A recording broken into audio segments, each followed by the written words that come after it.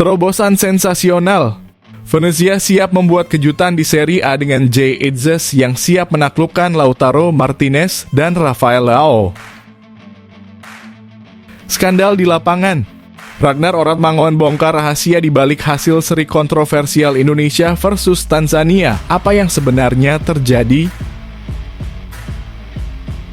Kontroversi terungkap.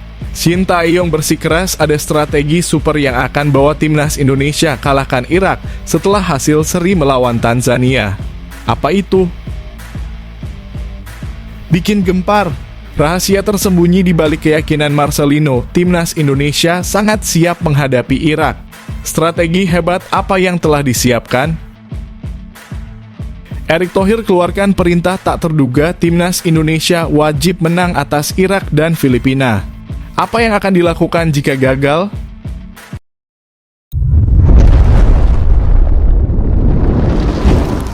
Sebelumnya mohon subscribe channel ini dulu supaya nggak ketinggalan berita terupdate timnas Indonesia. Terobosan sensasional. Venezia siap membuat kejutan di Serie A dengan Jay Itzes yang siap menaklukkan Lautaro Martinez dan Rafael Leao. Dengan promosi Venezia ke Serie A, Jay Itzes bisa menjadi ancaman bagi para penyerang lawan. Venezia memastikan diri naik ke kasta tertinggi Liga Italia setelah mengalahkan Cremonese pada leg kedua final playoff Serie B Senin dini hari waktu Indonesia Barat. Sebagai tuan rumah di Stadio Pierluigi, Venezia meraih kemenangan 1-0 atas Cremonese. Mereka memenangkan pertarungan dengan agregat 1-0 setelah bermain imbang tanpa gol pada leg pertama.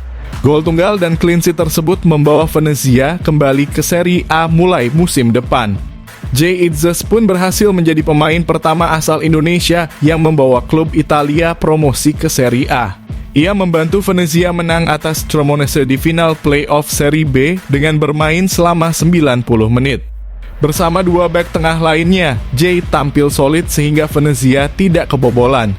Kesuksesan tim berjuluk I Leoni Alati ini disambut hangat oleh netizen Indonesia.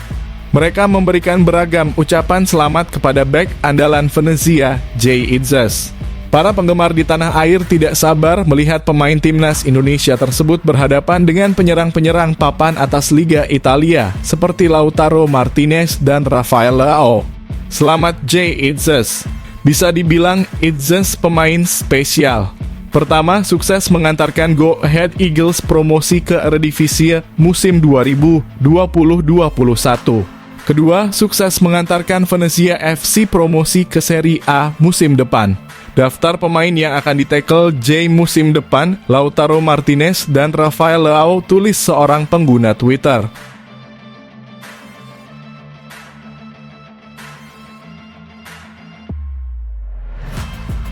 Skandal di lapangan. Ragnar Oratmangoen bongkar rahasia di balik hasil seri kontroversial Indonesia versus Tanzania. Apa yang sebenarnya terjadi? Penyerang timnas Indonesia Ragnar Oratmangoen menyatakan bahwa tim Garuda seharusnya bisa memenangkan pertandingan latihan melawan Tanzania. Dalam pertandingan yang berakhir tanpa gol tersebut, tim asuhan Shin Tae-yong terus mendominasi dan menciptakan banyak peluang emas selama 90 menit. Saya rasa kami seharusnya bisa menang melawan Tanzania, tapi akhirnya hasilnya imbang, kata Ragnar Oratmangoen kepada wartawan usai pertandingan.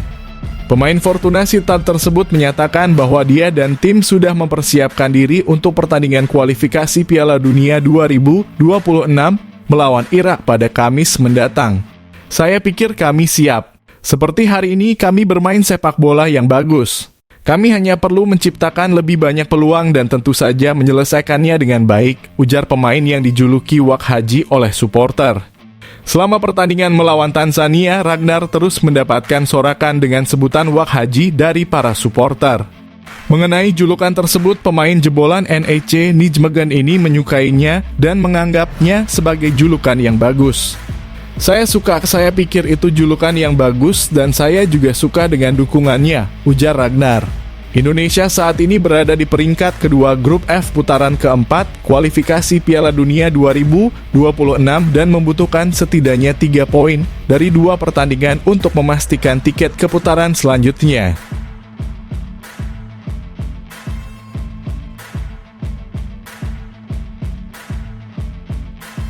Kontroversi terungkap. Shin Tae-yong bersikeras ada strategi super yang akan bawa timnas Indonesia kalahkan Irak setelah hasil seri melawan Tanzania. Apa itu? Timnas Indonesia hanya mampu bermain imbang melawan Tanzania dalam laga uji coba. Namun pelatih Shin Tae-yong tetap optimistis bahwa performa skuad Garuda akan meningkat saat menghadapi Irak. Pada minggu kemarin, timnas Indonesia bermain imbang melawan Tanzania di Stadion Madia, Jakarta.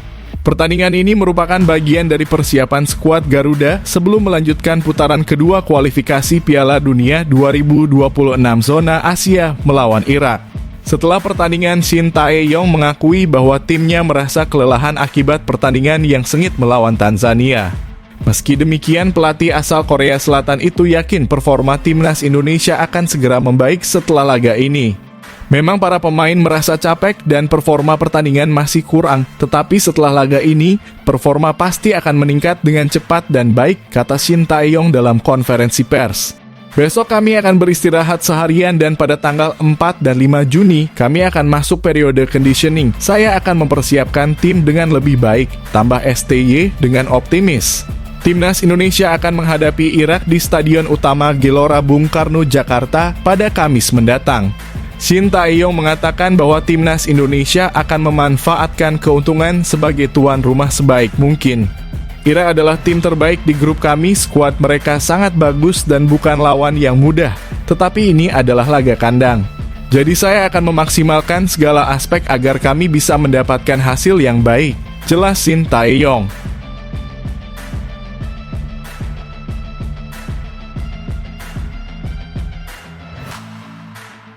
Bikin gempar. Rahasia tersembunyi di balik keyakinan Marcelino, timnas Indonesia sangat siap menghadapi Irak.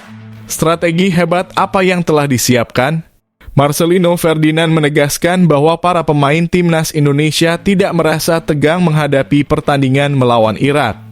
Timnas Indonesia akan bertanding melawan Irak dalam lanjutan kualifikasi Piala Dunia 2026 di Stadion Utama Gelora Bung Karno pada Kamis 6 Juni, diikuti dengan pertandingan melawan Filipina pada 11 Juni. Situasinya, Indonesia harus memenangkan salah satu dari dua pertandingan ini. Jika kalah di kedua laga, peluang Indonesia untuk lolos ke fase ketiga kualifikasi akan semakin kecil. Meski dalam tekanan seperti itu, Marcelino menyebut para pemain tidak merasa tegang. Sebaliknya, situasi ini justru menjadi motivasi bagi mereka untuk memenangkan pertandingan. Kami tekankan lagi, kami di timnas tidak tegang. Kami siap lawan siapa saja. Kami tidak lihat apapun, kata Marcelino saat jumpa pers setelah pertandingan. Kami harus memenangi semua laga sisa. Kondisi pemain, saya tegaskan, siap untuk menghadapi laga selanjutnya melawan Irak, ucap pemain yang berposisi sebagai gelandang ini. Marcelino adalah pemain andalan Shin Tae-yong di timnas Indonesia. Pemain berusia 19 tahun ini bisa bermain sebagai gelandang, tetapi juga bisa berperan sebagai penyerang sayap. Dalam laga uji coba melawan Tanzania, pemain yang biasa dipanggil Marceng ini ditempatkan sebagai winger kiri dan kadang bermain di sisi kanan. Namun, ada kemungkinan Marcelino bisa tergantikan.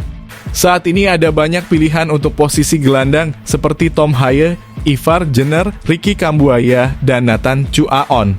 Untuk posisi winger, Marcelino akan bersaing dengan Egy Maulana, Ragnar Oratmangoen, Rafael Struijk, Jakob Sayuri, hingga Malik Rizaldi.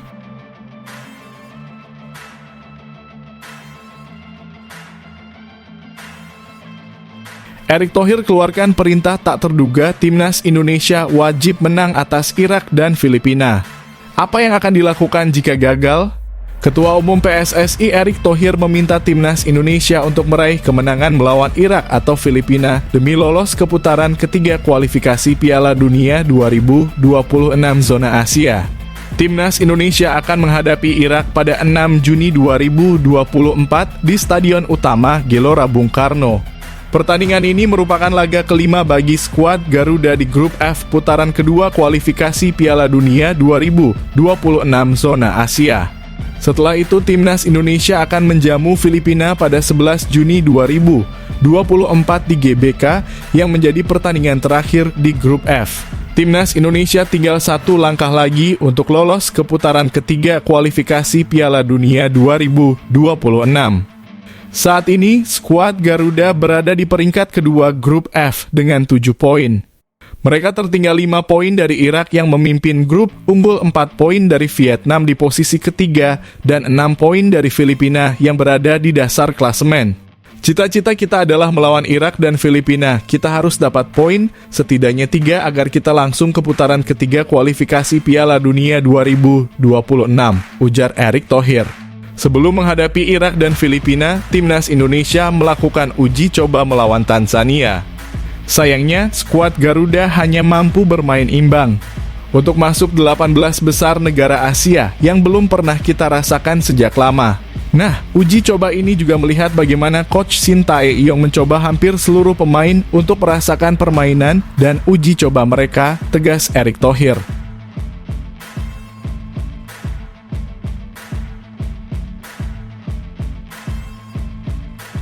Skandal baru terungkap, Shin Tae-yong bongkar fakta mengejutkan di balik hasil seri kontroversial versus Tanzania.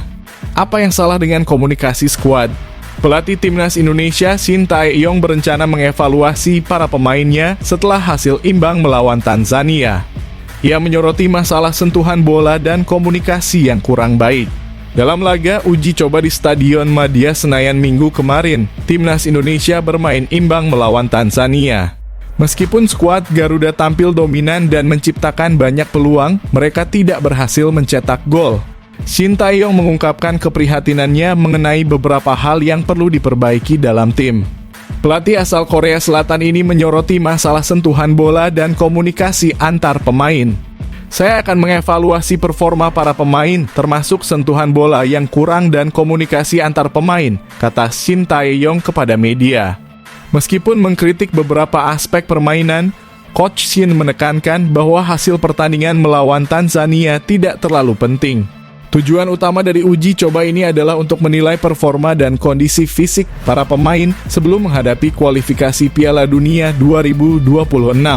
Timnas Indonesia akan melanjutkan pertandingan di grup F kualifikasi Piala Dunia 2026 zona Asia melawan Irak dan Filipina. Sesuai yang dibicarakan sebelumnya, hasil tidak begitu penting. Saya hanya ingin melihat keseluruhan kondisi pemain, fisik, dan aspek lainnya, jelas Shin Tae-yong. Timnas Indonesia masih memiliki waktu untuk memperbaiki kekurangan mereka sebelum menghadapi Irak pada 6 Juni 2024 dan Filipina pada 11 Juni mendatang.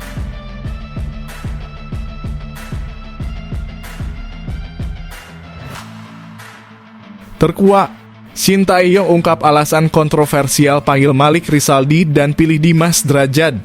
Apa yang membuat Sananta dan Hoki Caraka tersingkir? Pelatih timnas Indonesia Shin Tae-yong secara terbuka menjelaskan pemanggilan Malik Rizaldi. Juru taktik asal Korea Selatan ini memanggil Malik Rizaldi untuk melanjutkan putaran kedua grup F kualifikasi Piala Dunia 2026 zona Asia. Namun, Malik tidak dipanggil sejak awal, melainkan baru beberapa hari lalu. Winger Madura United itu dipanggil untuk menggantikan Yakob Sayuri yang mengalami cedera saat latihan timnas Indonesia. Shin Tae-yong terkesan dengan performa Malik Rizaldi di Liga 1 musim ini, di mana ia mencetak 13 gol dan memberikan 4 assist dari 36 penampilannya di Regular Series dan Championship Series. Shin Tae-yong langsung menurunkan Malik Rizaldi. Mantan pemain Persela Lamongan ini bermain sebagai pengganti selama 12 menit saat timnas Indonesia bermain imbang melawan Tanzania pada minggu kemarin di Stadion Madia. Malik dipilih karena bermain baik di Liga 1 dan dia memang pemain yang saya perlukan di timnas Indonesia, kata Shin Tae-yong. Selain itu, Shin Tae-yong juga mengungkapkan alasan lebih memilih Dimas Drajad daripada Ramadan Sananta dan Hoki Caraka yang sebelumnya membela timnas Indonesia U23 di Piala Asia 2024. Alasan memilih Dimas adalah karena Piala Asia U23 sudah selesai. Sananta dan Hoki bisa bermain untuk timnas Indonesia dan U23, jelas Shin Tae-yong.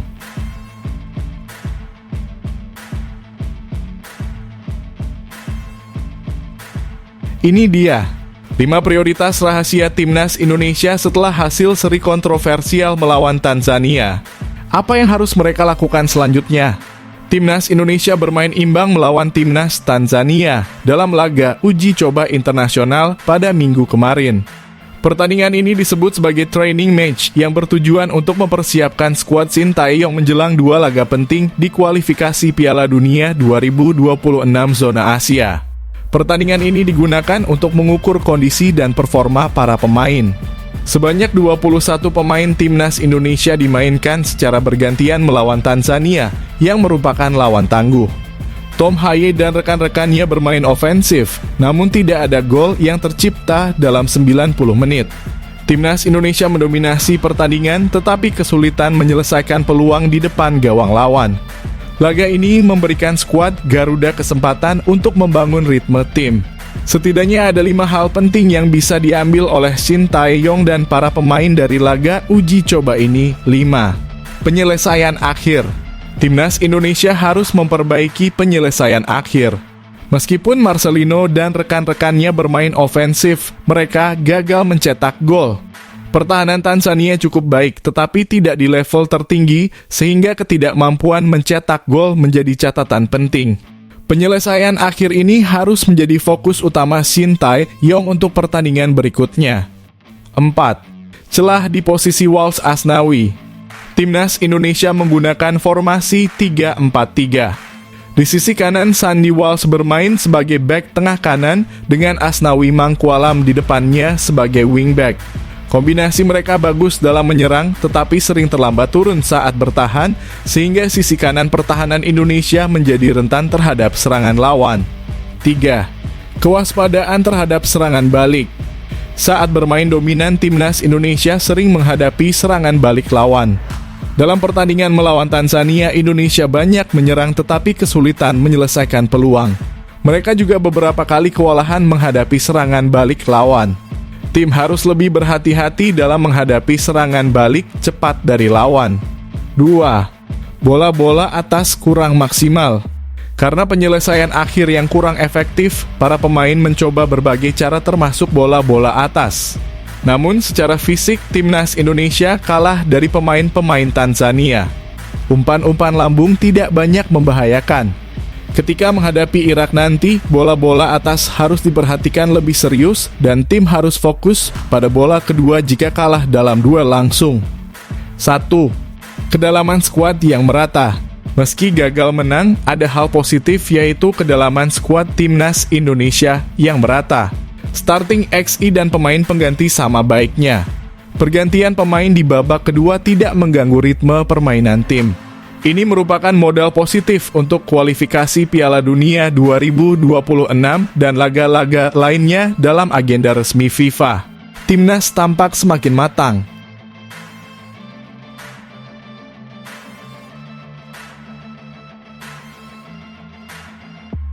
Terkuak, AFC ramalkan balas dendam brutal Timnas Indonesia vs Irak, Vietnam dan Filipina waspada. Apa yang harus dilakukan untuk bertahan? Laman AFC mengulas peta persaingan di grup F babak kedua kualifikasi Piala Dunia 2026 zona Asia. Grup F terdiri dari Irak, Timnas Indonesia, Vietnam, dan Filipina. Irak sudah memastikan diri lolos ke babak ketiga. Sementara itu, 1 tiket masih diperebutkan oleh Timnas Indonesia dan Vietnam. Menurut laman AFC, Timnas Indonesia menargetkan kemenangan untuk bisa lolos menyusul Irak. Timnas Indonesia juga berambisi membalas kekalahan dari Irak pada laga perdana grup F. Indonesia akan menargetkan kemenangan yang mereka perlukan untuk memastikan tempat mereka di babak berikutnya saat bertemu Irak di grup F. Lawan mereka dari Asia Barat telah memastikan tempat mereka dan Indonesia berusaha untuk bergabung dengan mereka dengan kemenangan di Stadion Gelora Bung Karno yang megah. Tim Sintayong penuh percaya diri setelah penampilan mereka di Piala Asia 2023. Dengan beberapa pemain dari skuad tersebut yang hampir lolos ke Olimpiade Paris, Indonesia juga akan berusaha membalas kekalahan mereka dari Irak di pertandingan sebelumnya, tulis laman AFC. Saat ini, Irak memimpin klasemen grup F dengan 12 poin. Timnas Indonesia berada di peringkat kedua dengan 7 poin, Vietnam di posisi ketiga dengan 3 poin, dan Filipina di peringkat keempat dengan 1 poin. Jika Timnas Indonesia membutuhkan 3 poin untuk lolos, Vietnam memerlukan 6 poin agar harapan mereka tetap hidup. Sementara itu, Vietnam perlu mengalahkan Filipina dan berharap Irak bisa mengalahkan Indonesia agar harapan mereka untuk maju tetap hidup, tulis laman AFC. Jika timnas Indonesia memenangkan satu pertandingan melawan Irak atau Filipina, maka harapan Vietnam untuk lolos akan pupus.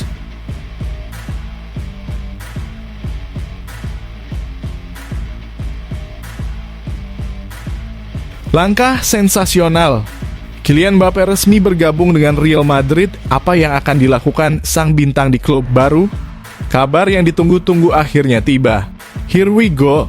Kylian Mbappé bergabung dengan Real Madrid musim panas ini sebagai pemain bebas transfer. Mbappé sudah menandatangani kontrak dan tinggal menunggu pengumuman resmi. Kepastian mengenai klub baru Mbappé memang dinantikan banyak orang. Beberapa bulan lalu Mbappé resmi berpamitan dengan PSG, mengakhiri 7 tahun kariernya di sana. Saga transfer Mbappé telah berlangsung lama, lebih dari 4 tahun. Berkali-kali Mbappé hampir pergi, tapi akhirnya dia diyakinkan untuk bertahan di PSG. Kini pemain asal Prancis itu sudah membuat keputusan tegas. Mbappé pergi di akhir masa kontraknya tanpa perpanjangan kontrak dan tanpa biaya transfer. Artinya PSG kehilangan Mbappé begitu saja di akhir musim 2023-24. Musim Ligue 1 sudah berakhir beberapa pekan lalu. Mbappé diperkirakan kuat bergabung dengan Real Madrid, tapi belum ada pengumuman resmi. Terbaru, Minggu sore kemarin kabar disampaikan oleh Fabrizio Romano, pakar transfer sepak bola Eropa. Setelah lama dinanti, akhirnya Mbappé ke Madrid, here we go. Kontrak dan dokumen legal lainnya sudah ditandatangani. Madrid akan mengumumkan Mbappé sebagai rekrutan baru pekan depan. Mbappé meninggalkan PSG dengan kepala tegak. Selama 7 tahun, dia telah memberikan segalanya untuk juara Prancis itu, termasuk membantu tim meraih 6 trofi Ligue 1. Kini kepastian bahwa Mbappé akan bergabung dengan Real Madrid membuka banyak peluang. Menurut Romano, kabarnya Mbappé rela melakukan banyak hal demi mewujudkan kepindahannya ke Real Madrid. Dalam 2 tahun terakhir, beberapa klub Premier League mendekati Mbappé, tapi dia tidak pernah tertarik. Bahkan dikabarkan Mbappé menolak tawaran fantastis dari Liga Arab Saudi dengan gaji sebesar 200 juta euro per tahun. Diduga satu-satunya alasan Mbappé adalah karena dia hanya ingin bergabung dengan Real Madrid. 2 tahun lalu Mbappé pernah membuat Florentino Perez kecewa dan dia tidak ingin mengulangi kesalahan yang sama.